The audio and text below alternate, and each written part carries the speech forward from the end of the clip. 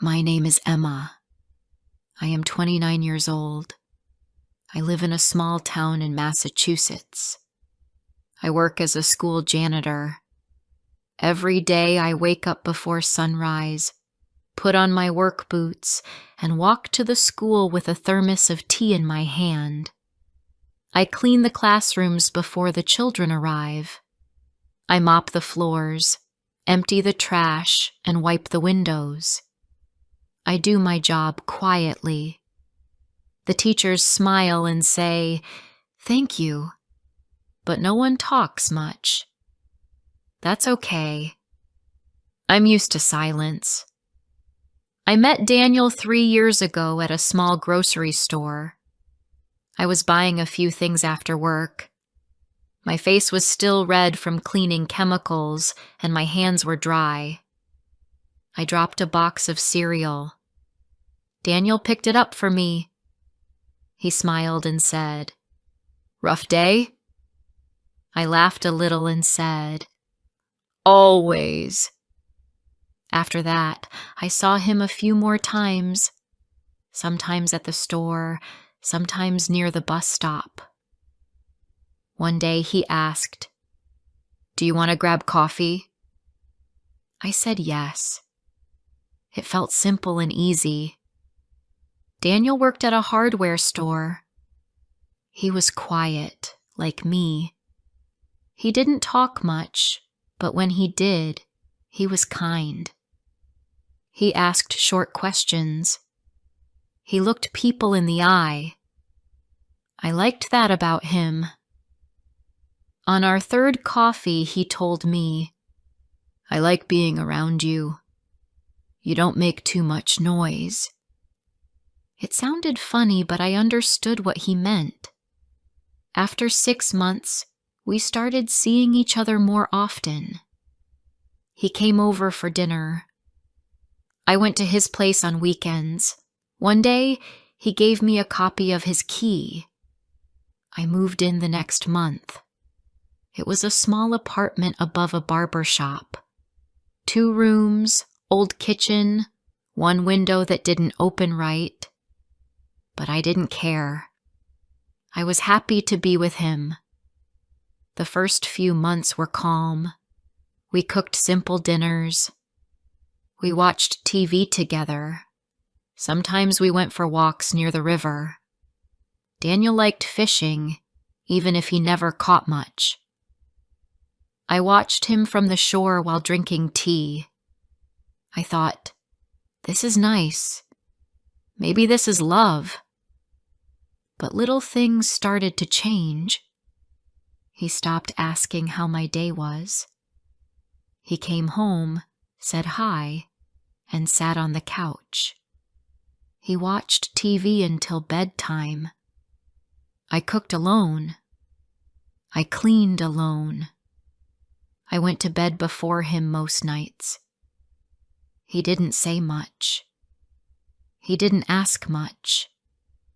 At first, I thought it was normal. People get comfortable. People get quiet. But after some time, it started to feel like I wasn't even there. Like I was just a part of the house. Not a person. Just something in the background. One night I cooked his favorite meal, baked chicken and corn. I wore a nice dress and lit candles. I waited for him to come home. When he walked in, he looked at the table and said, "Smells good." Then he turned on the TV. He didn't say I looked nice. He didn't hug me. He didn't even smile. We ate dinner in silence. I looked at him across the table and thought, does he even see me? After dinner, I tried to talk. I said, "Do you still love me, Daniel?" He looked at me and said, "Why would you ask that?" I said, "Because you don't show it." He looked away and said, "I come home every day. I pay the rent. Isn't that love?" I didn't answer. I stood up and washed the dishes. He sat on the couch and picked up the remote. Later that night, I sat on the edge of the bed. He was still in the living room. I looked around the bedroom. My clothes were in the closet. My toothbrush was in the bathroom. My jacket hung near the door. I lived there, but I didn't feel at home. The next day at work, I moved slowly. My arms felt heavy. A teacher named Mrs. Nolan saw me and said, "Rough morning?" I gave a small smile and nodded. I didn't want to talk. I just wanted to finish my job and go home. That weekend, Daniel went out with his friends. He didn't tell me until the last minute. He said, "I'm going to grab drinks with the guys." I said, "You didn't tell me." He said, "Do I need to ask for permission?" I said, "No, but it's nice to feel considered." He looked at me and said, "You always need something." I didn't reply. He left, and I stayed home alone. I cooked rice and vegetables. I cleaned the fridge. I sat on the couch and stared at the wall. The next few days were the same. Cold words. Quiet dinners. I tried to talk, but he always said the same thing. "I'm tired," or "Can we not do this right now?" Then one night, I made a simple cake. Just a small one. I used cocoa and sugar. I put 2 candles on the table again. When he came home, I said, "I made this for us." He looked at it and said, "I don't like sweet stuff. You know that." I said, "You used to eat it." He said, "Not anymore." I put the cake in the fridge. I went to the bathroom and closed the door. I sat on the floor. I didn't cry. I just sat there, quiet and still. I didn't feel angry. I felt tired. Tired of trying. Tired of waiting. Tired of feeling like I didn't matter. The next morning, I got up early. I made tea and looked at the window. Outside, the road was wet. The sky was gray. I thought, if I leave, will he even care? That evening, I packed a small bag. Just clothes for a few days. I didn't take much. When Daniel came home, I stood near the door. He looked at me and said, "What's going on?" I said, "I'm going to stay with a friend." He said, "Why?" I said, "Because I feel alone here." He laughed a little. "That's silly. We're fine." I looked at him and said, "No, Daniel, I'm not fine." He said, "I haven't done anything wrong." I said, "That's the problem." Then I walked out. My friend Laura opened the door for me and gave me a blanket. She said, "You can stay here as long as you need." I sat on her couch and drank warm tea. That night, for the first time in a long time, I slept well. Laura lived in a small apartment near the school where I worked.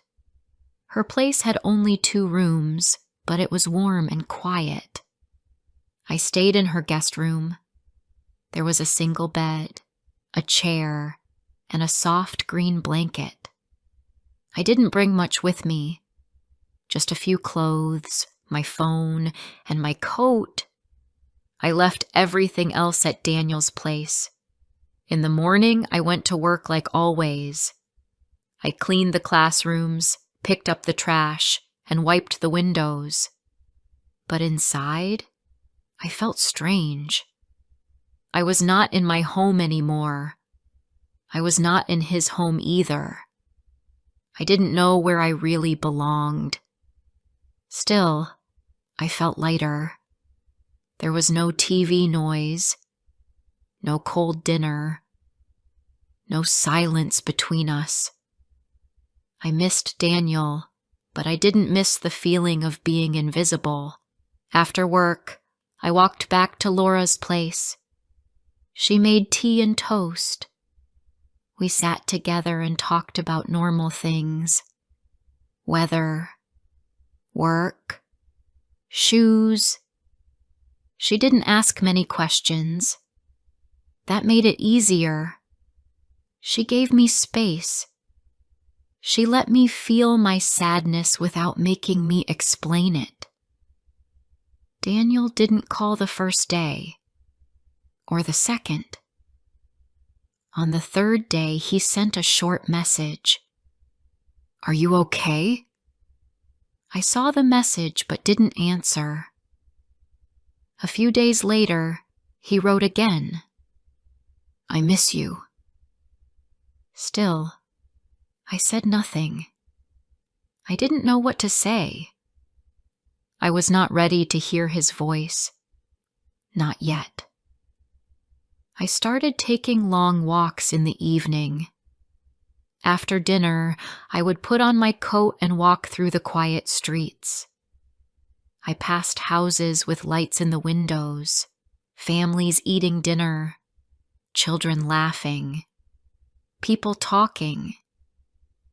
It made me feel both warm and sad. I wanted that feeling too, someone who wanted to talk to me at the end of the day. Not just someone who sat beside me and said nothing. At work, I moved slowly but carefully. The school felt like a safe place. The students never noticed me, but that was okay. One teacher, Mrs. Nolan, always said, "Thank you, Emma. The room looks lovely." I smiled at her every time. She didn't know it, but her kind words helped me get through the week.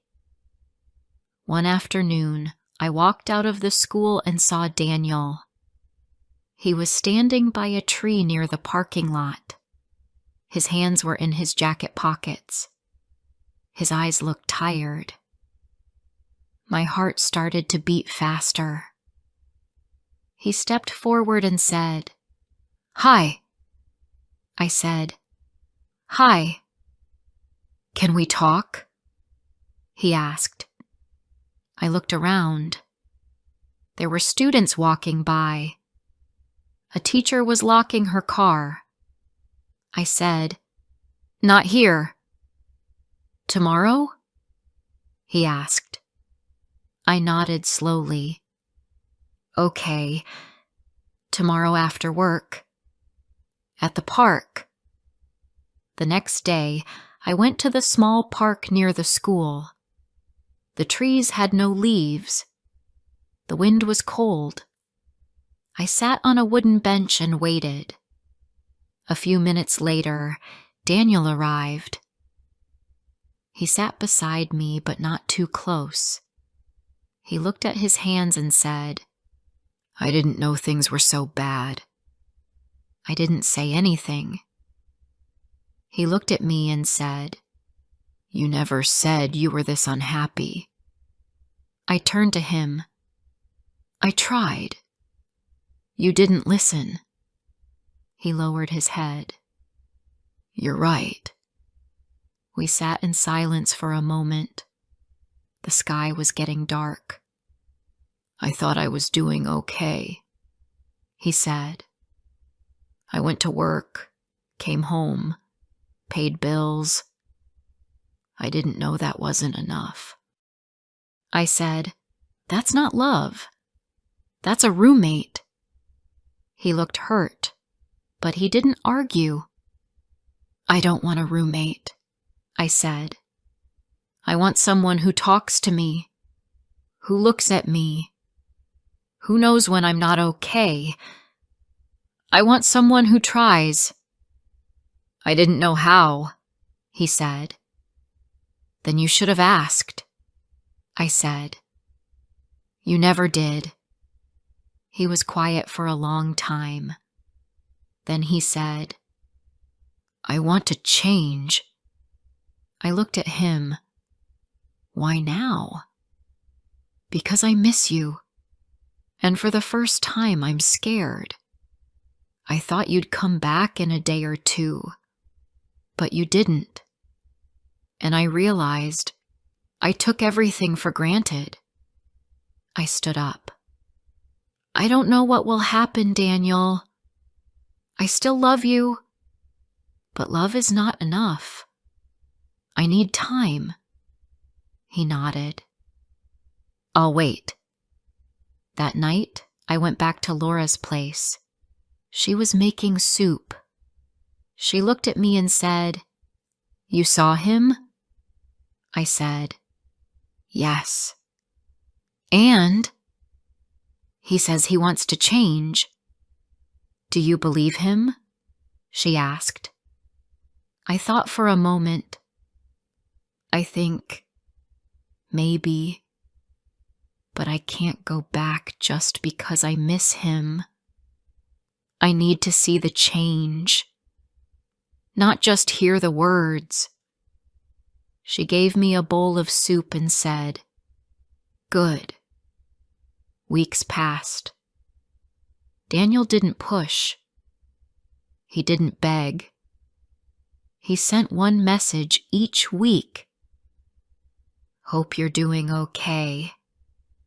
Or, thinking of you. Sometimes he dropped off things at Laura's door. A scarf I forgot. A new sponge for my shoes. A small jar of peach jam, my favorite. One Friday afternoon, Laura said, You know your plant? The one you left? It's still alive. He waters it. I looked at her. Really? She nodded. He said it reminds him of you. That weekend, I went to the park again. Daniel was already there. He had a book in his hand. Hi, he said. I sat beside him. Hi. We didn't talk much, but we smiled. We shared the silence, and this time it didn't hurt. The next time we met, he brought a picnic. Just simple things. Sandwiches, water, and a small orange blanket. We sat on the grass and ate quietly. Then he said, I started seeing a counselor. I looked at him. Really? He nodded. Just once a week. To help me talk more. To understand what I feel. I was surprised, but in a good way. I don't want to lose you, Emma, he said.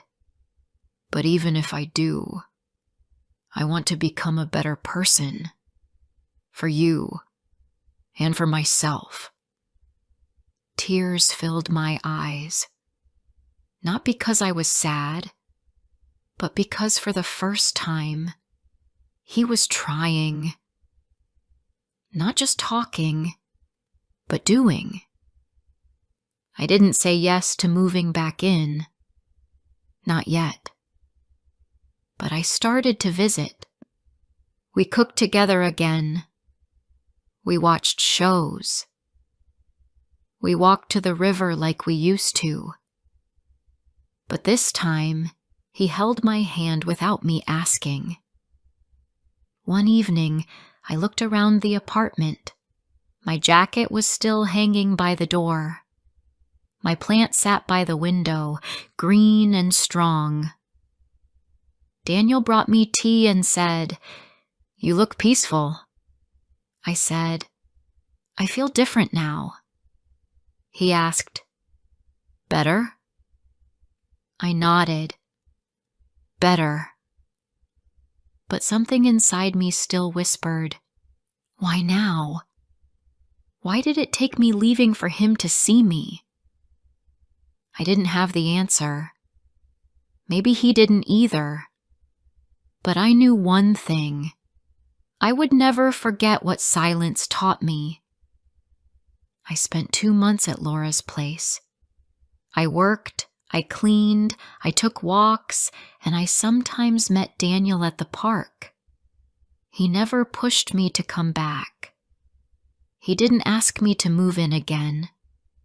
He just showed up, slowly, gently.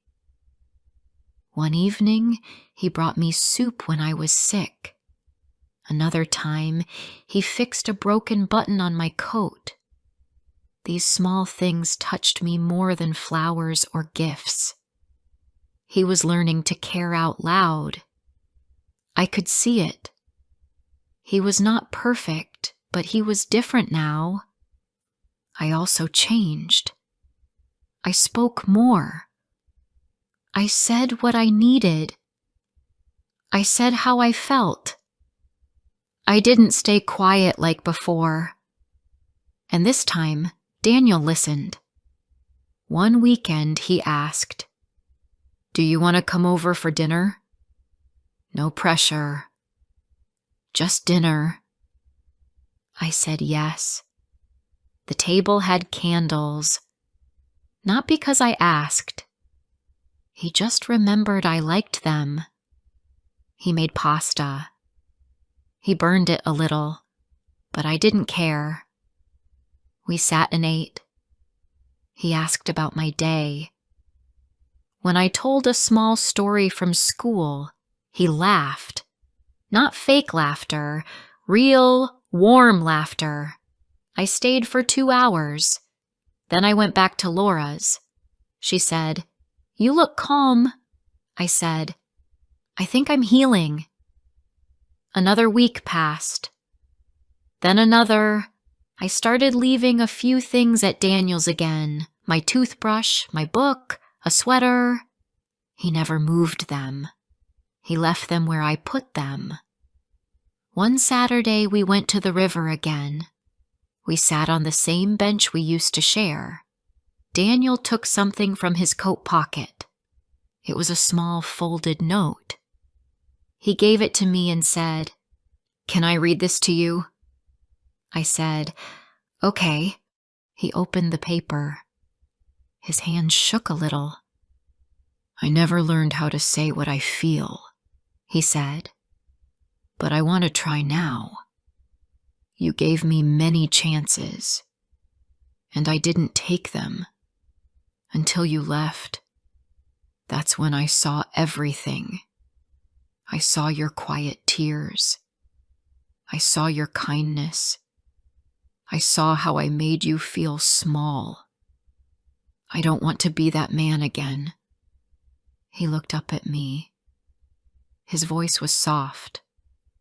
"I don't know if we'll last, but I know this. I will always try now. I will never go back to silence. If you come back, I will hold your hand every day. If you don't, I will still be thankful you helped me grow." I didn't speak for a while. My eyes were wet. I had waited years to hear those words, but now I was not the same woman who begged for them. I was stronger. I was not empty anymore. I said, "Thank you, Daniel. That means a lot." He smiled and said, "I just wanted you to know." That night, I didn't sleep much.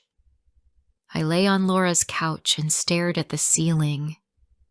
My mind was full. My heart was full too. I still loved him, but part of me was scared. What if he changed now but stopped later? What if this didn't last? The next day, I walked around town. I passed the bakery, the school, the small grocery store where we met. I stopped near a bench and sat down. The wind was cold, but the sun was warm on my face. I closed my eyes and asked myself, what do I want now? Not what I wanted before, not what I hoped for last year. What do I want today? The answer came slowly, but clearly. I want peace. I want to be seen. I want to be loved, not just lived with. I stood up and walked to Daniel's place. I didn't bring a bag. I didn't bring a suitcase. I just came to talk. He opened the door. His eyes were tired, but gentle. I said, "Can I come in?" He said, "Always." We sat on the couch. I looked at him and said, "I'm not coming back because I miss you. I'm coming back because I believe in who you're becoming." He nodded. "That's all I can ask for." I moved back the next day, slowly. I didn't unpack everything at once. I took my time. I still spent some weekends at Laura's just for space. Daniel never made me feel guilty for that. He always said, "Take what you need." And he kept changing.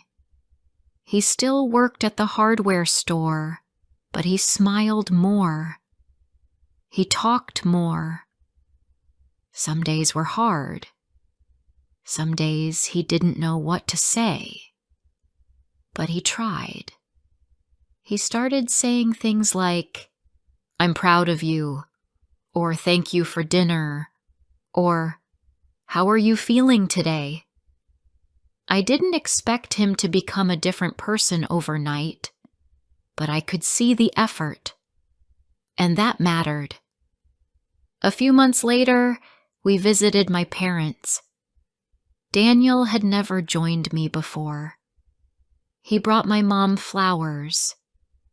He helped my dad fix the back door. On the way home, he held my hand in the car and said, "You make me want to be better." I looked at him and smiled. I didn't reply. I didn't need to. That night, I took my green plant from the windowsill and watered it. The leaves were bright and full. I whispered, "You made it too."